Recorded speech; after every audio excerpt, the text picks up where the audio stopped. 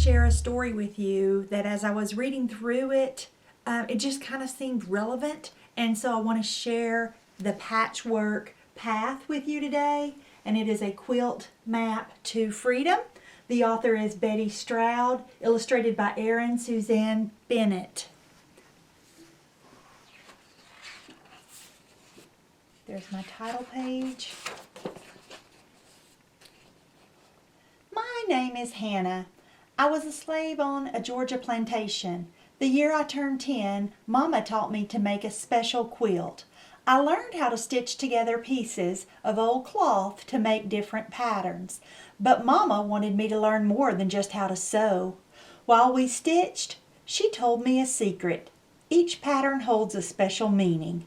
Mama whispered, "Hannah, this quilt will show you everything you need to know to run to freedom." She and Papa thought about freedom all the time. I dared to think about it too after Mama taught me about the quilt patterns.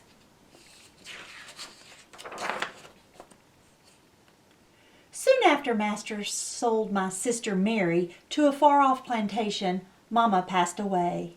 Papa said it was her heart that broke. Sometimes when I missed Mama and Mary so hard, and my own heart was so close to splitting, I remembered Mama's words. The monkey wrench turned the wagon wheel toward Canada on a bear's paw trail to the crossroads. Once they got to the crossroads, they dug a log cabin on the ground. Shoefly told them to dress up in cotton and satin bow ties to go to the cathedral church, get married, and exchange double rings. Flying geese stay on the drunkard's path and follow the stars.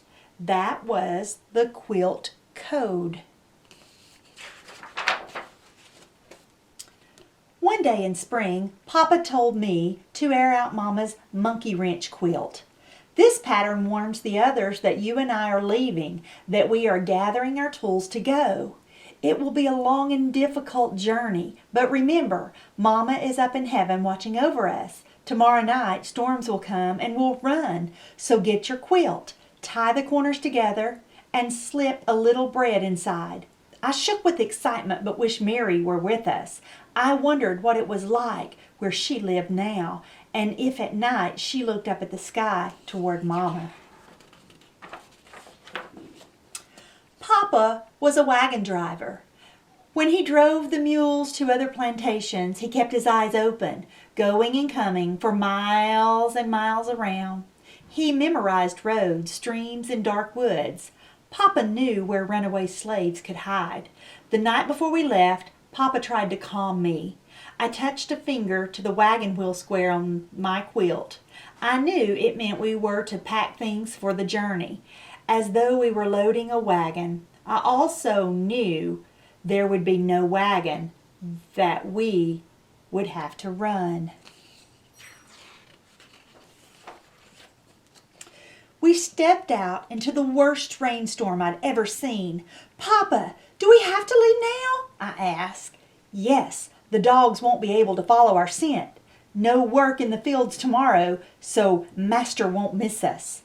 In the drenching rain, he led me through the dark woods. Did I hear the hooves of galloping horses? We hid under fallen logs. I shivered from the wet cold. I thought I heard a dog bark, and a stick snap. My stomach tightened. Would they catch us and take us back? What would happen to us then? Early the next morning, we came to a church at the edge of town. With a storm like this, the members here will be expecting runaway slaves, Papa said. We crept inside.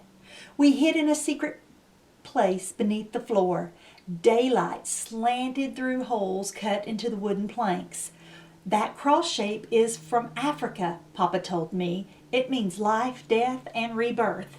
I prayed then that we would be reborn as free people in Canada. The soft voices of our protectors drifted down to us as we waited for nightfall. Papa's lantern cast strange shadows on the walls of the tunnel that led from the church to the river. Papa told me that pirates had made the tunnels. We followed the riverbed upstream. The cold water soaked my shoes. My toes felt icy, hard pebbles. Sometimes Papa climbed the bluff to look for horsemen with dogs and whips. My knees and legs ached. How far was Canada anyway? Just as the sun rose, I saw a flock of geese high above. "They're flying north," said Papa. "We'll follow them."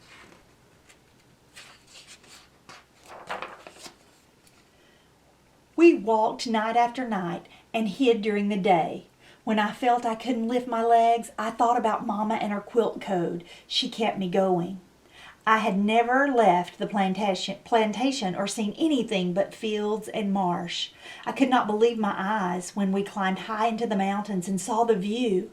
Surely we could see Canada from there, but Papa shook his head. "No, Hannah, we're still far off. We need to find a way down this mountain. A little further on, I found the way. Look, Papa, there it is. There are the bear tracks, like on my quilt." We followed the bear's paw trail to the valley below. I hoped we wouldn't catch up to the bears. The tracks led us to water and an empty, safe cave to sleep in. Mama's quilt patterns worked just fine. Sometimes we had something to eat and sometimes we went hungry. We considered ourselves lucky when there were berries to pick. Bees stung me when I tried to get honey from the hive. If Papa caught a fish from the stream, we enjoyed a feast. Spring turned into summer, and now even the nights were warm. We kept walking in a zigzag pattern, like the drunkard's path on my quilt.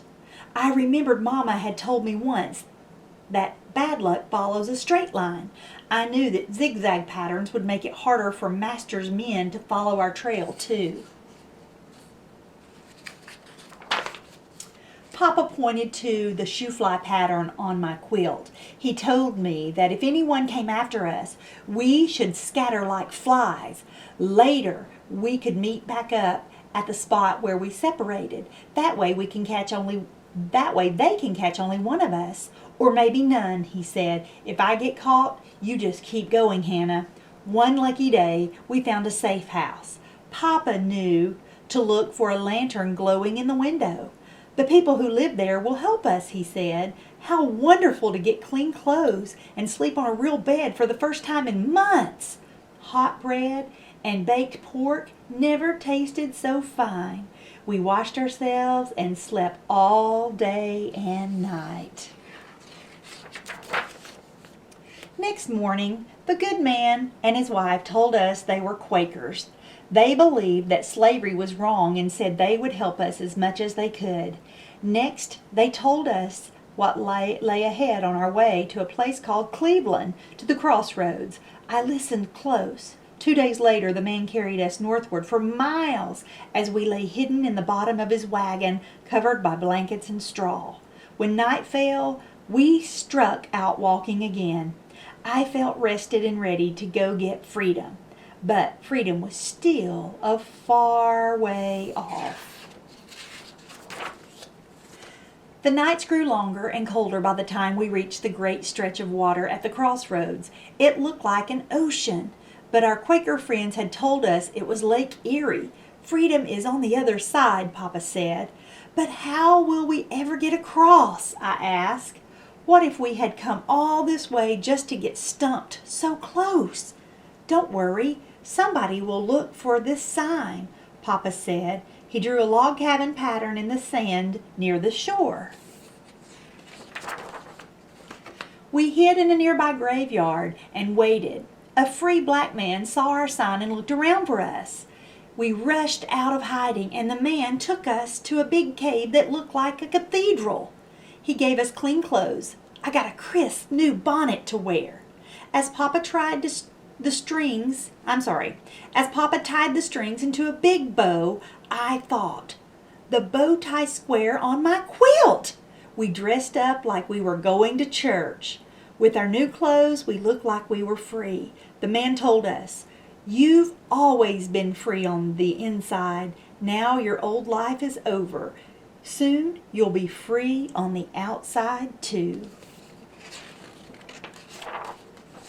That night, Papa rang a small bell that the man had given him. We waited for a signal, a sign. We heard a faint chime as somebody rang back. Double rings. A riverboat captain took us on his boat, and we set off across the water. The North Star shone brightly in the night sky. We had followed the stars to freedom. As dawn spread pink across the water, I saw Canada. It was autumn now, and the trees with their red and gold leaves looked like they were on fire. What a beautiful place! We felt truly reborn. I hugged Papa tight. I spent our first winter making a new quilt, using pieces of cloth from our old slave clothes and some new fabric too. A big one this time, with all the patterns of the quilt code, just like Mama had taught me.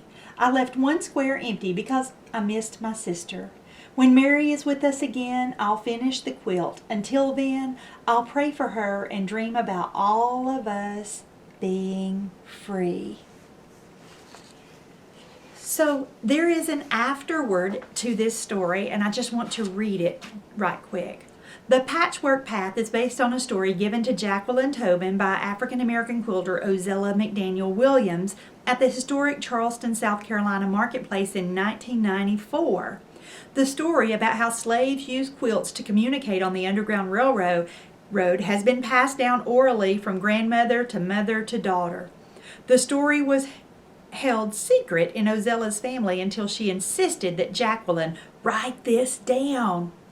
In 1999, Jacqueline Tobin and Dr. Raymond Dobard published Hidden in Plain View, A Secret Story of Quilts and the Underground Railroad. Since then, Ozella's story has inspired thousands to listen to the stories of their elders and pass them on.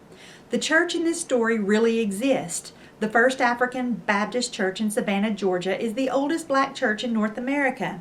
Built by slaves who were allowed to build only after their day's work ended. The church served as a stop on the Underground Railroad. The cross pattern Papa points out to Hannah, which is called a Congolese, and I'm not sure I'm saying that right, Congolese, cosmogram, can still be seen on the floorboards of the auditorium. It is also true that pirates made the tunnels that Hannah and Papa walked through. When the slaves built the church, they secretly connected the church basement to a tunnel, knowing it would serve as a useful escape route. This book is testament to the ingenuity and creativity of the many slaves who risked everything to gain their freedom. I hope that you enjoyed this story today, The Patchwork Path, a quilt map to freedom. Boys and girls, like Hannah did at the end of this story, she hugged her father, hug your parents.